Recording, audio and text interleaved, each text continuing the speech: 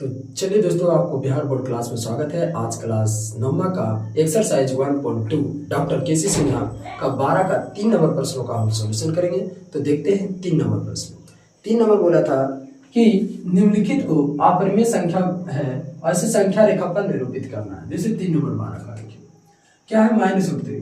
तो हम पहले यहाँ लिखेंगे कि समकोण त्रिभुज से, इसका सोल्यूशन कर रहे हैं। समकोण त्रिभुज से एक अपरिमेय संख्या, इसको संख्या रेखा पर दिखाना है। क्या होता है? कर्ण बराबर होता है √ लंब का स्क्वायर प्लस आधार का स्क्वायर। लंब का स्क्वायर प्लस क्या होता है? आधार का स्क्वायर।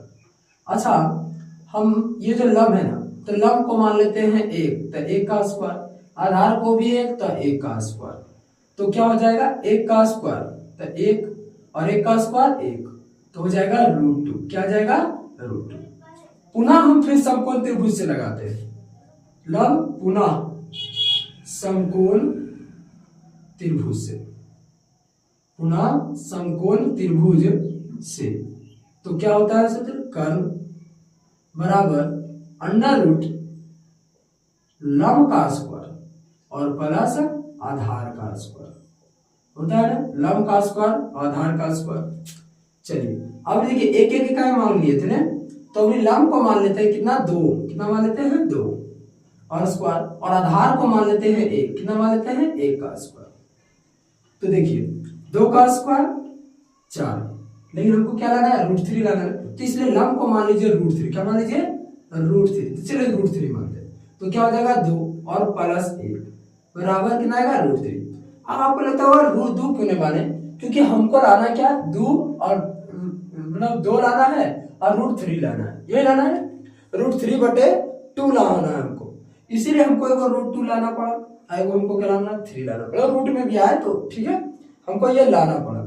यहाँ तक हो गया। तो अब इसको बोला ये दोनों क्या है? एक अपरिमेय संख्या। दोनों क्या है? अपरिमेय संख्या। और अपरिमेय संख्या तो हमको संख्या रेखा पर दर्शाइए, यही बोला है। तो देखिए हम इधर फिगर में आपको दर्शाते हैं। हम पहले तो क्या करेंगे? संख्या रेखा पाएंगे। क्या पाएंगे? एक संख्या रेखा। हमने एक संख्या रेखा पारा। देखिए आपके पास स्केल है तो स्केल से ही पारिएगा, ताकि एकदम सीधा पड़े। अब यहाँ पर क्या? 0। अब समझता होगा यहाँ पर 0 क्यों बैठे? देखिए यहाँ पर हर जो हमको सिद्ध करना बोला संख्या रेखा पर, वो माइनस है। तो कभी इधर माइनस हो ही नहीं सकता है। जब भी होगा तो इधर ही होगा, क्योंकि इधर के साइड क्या होता है? 0 से प्लस होता है और इधर x, क्योंकि x होता है और इधर x'। समझ गए? अच्छा 0 है और हमको अगर 1 के बीच लाना है। क्या लाना है? यहाँ पर 1, तो 1 प्लस नहीं होगा, क्या होगा? -1 होगा। 1 प्लस नहीं होगा, 1 क्या होगा? -1 होगा। ठीक है। अब आप क्या कीजिएगा? ये दूरी चाप की मदद से, यहाँ और यहाँ से चाप से माप कर यहाँ पर चाप रखकर आप काट लीजिएगा। जैसे मैं यहाँ पर आप काट कर दिखा रहे हैं। क्या यहाँ पर मान लिए कि यहाँ पर कटता होगा, ठीक है। चाप जो है यहाँ पर कट रहा है। क्या कर रहा है? कट रहा है। लेकिन आप चाप की मदद से कॉपी पर काटिएगा, क्योंकि बोर्ड तो यहाँ पर चाप नहीं है, इसलिए नहीं हम काट रहे हैं। लेकिन आपको अगर चाप है तो ये दोनों नाप की दूरी और इतना का चाप की मदद से आप क्या कीजिएगा? काट दीजिएगा। देखिए, और सीधा स्केल की मदद से, स्केल से मदद से आप ये दोनों की जो काटिएगा इसको सीधा मिला लीजिएगा। ठीक है। और सीधा मिलाने के बाद ये भी आप क्या कीजिएगा? ये भी आराम समकोण, जिसको कर्ण बोलते हैं, आराम से समकोण के जैसा बनना चाहिए। ठीक है। और यहां तक है। और ये क्या होता है? 90 डिग्री। आप जानते करते हैं क्या है? 90 डिग्री है ना, 90 डिग्री। अब इसका नाम भी आप दे सकते हैं। चलिए इसको A मान लेते हैं, इसको B मान लेते हैं, और इसको हमने C मान लिया। क्या मान लिया? ABC। अब देखिए ये हमारा क्या? आधार कितना माने थे? 1 इकाई। कितना माने थे? 1 इकाई। ये सिर्फ 1 रख देते हैं। ठीक है। और लंब भी माने थे। क्या? लंब हम पहला में देख रहे थे। लंब भी हमने माना था 1, लंब भी हमने 1, और कर्ण हमारे पास कितना आया? √2 आया। ये पहला में देखे।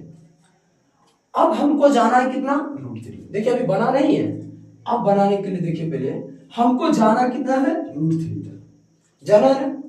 देखिए हमको जाना है √3 तक। तो √3 करने के लिए क्या करना होगा? पहले आप इतना जो लंब काटे थे, सेम इतना ही लंब काटिएगा। सेम चाप का आकार उतना ही होना चाहिए, और 0 पर रखकर आप चाप की मदद से इसको ऐसे कीजिएगा। ऐसे काटिएगा। अगर 12 के 1 नंबर प्रश्न देखोगे तो आपको प्योर 12 का 1 नंबर के जैसा प्रश्न बता रहे हैं, 2 नंबर 1 नंबर उसी के जैसा हमने बता रहे हैं 12 का, कि आप चाप के मदद से काटिएगा तो यहाँ पर चाप आएगा। तो यहाँ पर देखो, यहाँ क्या होता है √2 माइनस √2, क्योंकि प्लस तो हो ही नहीं सकता है, इधर या नहीं इधर हो सकता है, क्योंकि हमेशा ये होगा तो माइनस ही होगा। अब यही, लेकिन हमको जाना है √3, कहाँ जाना है √3, तो √3 करने के लिए क्या होगा, स्केल के मदद से सेम यही 90 डिग्री यही होना चाहिए। इसका जो 90 है यहाँ पर सेम नब चाप की मदद से आप क्या कीजिएगा, इसको भी हम सेम काटिएगा। जैसे आगे काटे हुए तो लकीर को सीधा कर इसी में मिला देते हैं, ठीक है, जैसे हम इसी में मिला लेते हैं, मतलब एक अंदाजा टांगे कि ये काटा हुआ है इतना, जितना ये चाप की इतना है उतना ही हमने काट दिया ऊपर। अब ये जब काटे हैं तो ये क्या होगा, लंब इसमें मिलना चाहिए, क्योंकि हमको √3 जाना है ना, हमको मिलना चाहिए, मिला दिए। अब इसको मिलाने के लिए क्या, कहां पे मिलाना, तो ओ बिंदु, क्योंकि ओ से 0 आ रहा है ना, हम हमेशा ये जो 0 लिए ना, सी बिंदु जो है 0 लिए, उस 0 से -√2 जाना है, इसलिए इसको हम मिला देते। देखिए डॉट डॉट से भी मिला सकते हैं या आप स्केल की मदद से खींच भी सकते हैं, ठीक है। तो हम इसको डॉट डॉट से मिला देते हैं,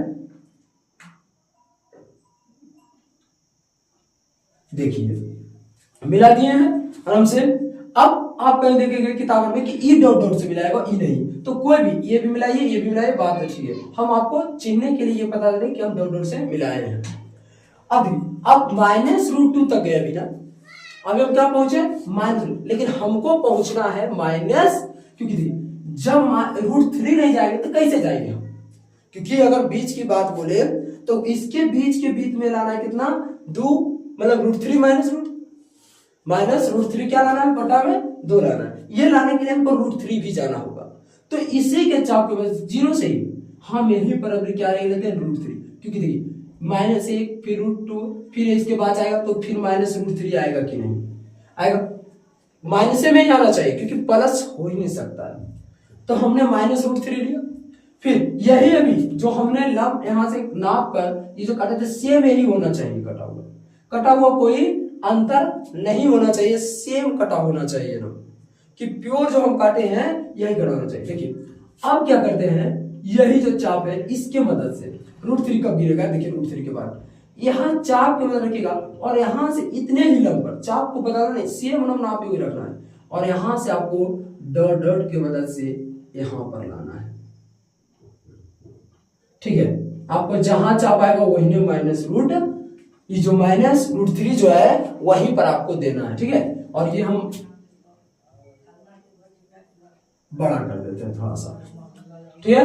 हाँ तो इस देखिए हम पहले 0 रखे, -1 लाए, जब -1 को नाप कर हमने काटे तो -√2 दिए, क्या दिए -√2। अच्छा हम इसको नाप के दिए तो -√3 दिए, जब इसको नाप के अभी हम फिर यहाँ से दिए फिर खींचेंगे तो अभी -4 देंगे, √4 को तोड़ेगा तो 2 ही आएगा, तो वो तो एक परिमेय संख्या हो गया, लेकिन हमको क्या लाना है अपरिमेय संख्या। बोला था √3 तक, हमने √3 तक ही देखा है, -√3। अब इतना आने के बाद आप बिंदु का नाम दे दीजिए, ठीक है, क्योंकि बिंदु देखिए बिंदु का नाम दीजिए, यहाँ पर सी है यहाँ पर पी दे देते हैं, ठीक है। हाँ बिंदु का नाम देना ताकि आराम हो हमको, इसलिए हम बिंदु का नाम दे देते हैं ताकि आराम होनी चाहिए कि बिंदु का नाम देने से, ठीक है। हाँ अब जाइए, अब इसमें हमको क्या खोजना है कि कहां पर होगा हमारा √3 -√, ये ना, तो देखिए हमेशा इसी के बीच होगा, क्योंकि एक आए ना, तो इसी के बीच आएगा हमारा √3 और 2 माइनस में यही आएगा, क्योंकि तबे 1 होगा, जब बटा से आएगा तबे 1 होगा, तो ये सभी होगा।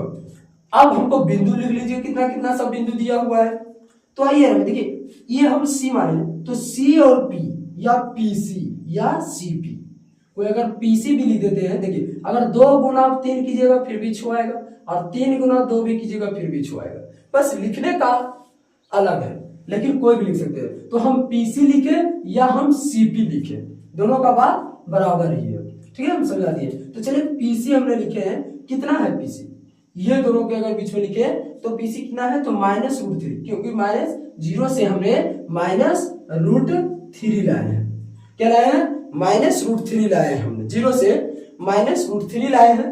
उसके बाद देखिए यहाँ पर अच्छा, ये जो बिंदु लिखे ना, ये बिंदु का भी कुछ नाम दे दीजिए। क्या दीजिए बिंदु का नाम?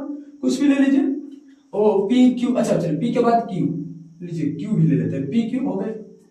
सही है, A B C P Q. अच्छा, आप सोचते होंगे कि पी क्यू ही ले रहे, नहीं, आप कोई भी एबीसीडी का लेटर ले सकते हैं, बिंदु मान सकते हैं। देखिए अब आइए, ये सी और क्यू है। क्या है? सी और क्यू।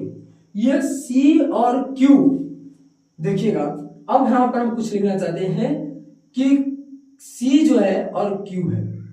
क्या है? सी और क्यू जो है, ये देखिए इतना जो लंब है, इसी का दूरी हमने यहां तक भी रूट 3 ना, तो हम कह सकते हैं कि बराबर है कितना है? P Q. मतलब सी क्यू जो है वो पी क्यू, क्योंकि यहां से -√3 जो है यहीं से आया है और दो तो इसी के बीच होगा, तो ये सभी का बीच जो है इतना है पी क्यू। और जब इसके बराबर है तो हम कह सकते हैं कि ये बराबर है किसका? तो -√3/2 का, है कि नहीं? हम बोल सकते हैं, हाँ इतना कर सकते हैं। तो ये संख्या पर हम निरूपित क्या करना, तो निरूपित तो हो गया, यही तो हमको लाना था कि सी क्यू जो है वह पी क्यू के बराबर है और कितना है? तो -√2। यही तो हमको कहा था संख्या रेखा पर लाने के लिए। तो यहां पर लिख सकते हैं कि अतः यहां क्यू संख्या -√3 जो क्यू है, ये क्यू ही निरूपित कर रहा है। जो हम बिंदु बोले तो ये क्यू संख्या -√3/2 को निरूपित करता है,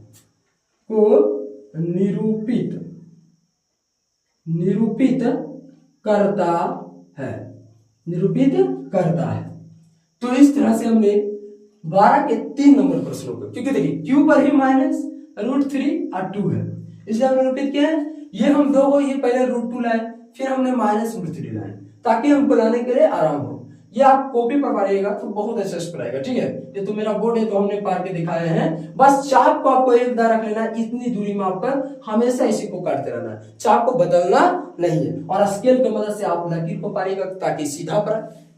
तो ठीक है, तो इस तरह से हमने 12 के 3 नंबर प्रश्नों का सॉल्यूशन किए हैं। 1.2 एक्सरसाइज खत्म हुआ है, तो जिसको भी स्क्रीनशॉट लेना है वो ले सकते हैं। फिर मिलते हैं।